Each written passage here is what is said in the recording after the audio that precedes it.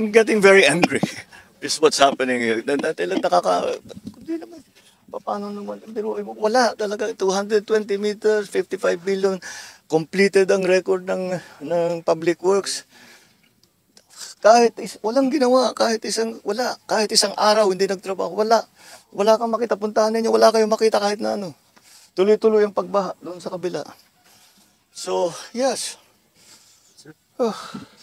If all of these projects were properly executed and implemented, ang laki nang nawala na problema sana sa atin at sa mga taong bayan. At saka mas magiging maayos hanggang irrigation, hanggang water supply, fresh water supply for household. Pero ito yung ginagawa nila talagang nakakapinsala pa sa mga local residents. So yes, no, I'm not disappointed, I'm angry. There's a COA fraud audit of Bulacan projects. Anong end goal nun, sir? Filing cases? Yes, if need be, of course. As I said, ang trato namin with all of this is, siyempre marami na. For example, falsification na ito. Yung ganito, dahil nag-report sila na completed. Hindi, kitang-kita naman na hindi completed. So immediately, that's a falsification. So that's already a very big violation. And for the big ones, talagang I'm thinking very hard to pipilahan natin sila na economic sabotage. Because economic sabotage is very clearly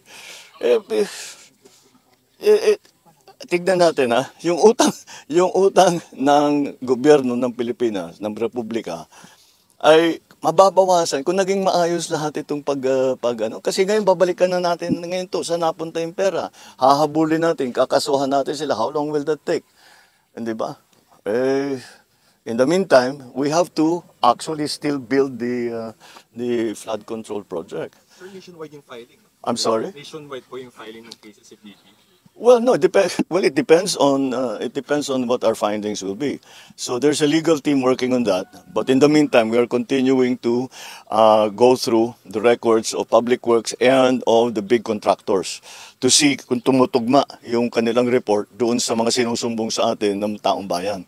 So that's why I encourage, napaka-useful, napaka-malaking bagay at napapakinabangan namin ang husto yung inyong pagsulat sa amin, pagsumbong, padalhan nyo kami ng picture, padalhan nyo kami ng video para alam namin kung ano yung sitwasyon dun sa inyo.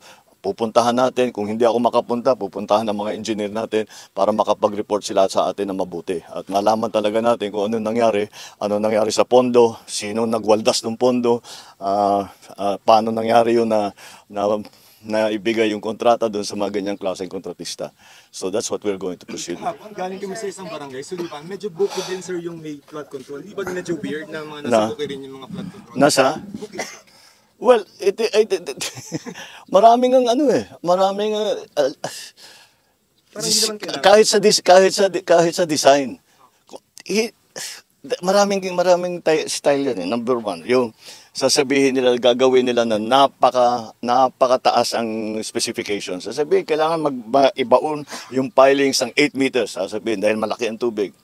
Hindi naman totoo. Hindi naman malaki ang tubig doon. Hindi naman kailangan magkaroon ng flood control doon o maliit lang yung flood control. So ang gagawin nila yung tama. Pero ang charge nila sa gobyerno, malalim. So, isa yun. Ito, yung ganito, ghost project, kahit na nakakompleto, etc. Report nila sa Public Works, kompleto, walang ginawa. Maraming teknik Tapos siyempre, nakita ninyo doon sa kabilang bayan. Tama, yung simento, nipis-nipis. Pag nakita ko yung papunta rito, yung asphalt overlay, sira-sira. Kaya patitignan ko rin yun. Dahil, ang nipis-nipis ng asphalt overlay, hindi nga kami maka-drive sa kanan dahil bako-bako. Kailangan namin lumipat sa kaliwa dahil sira-sira talaga, sira na yung kalsada.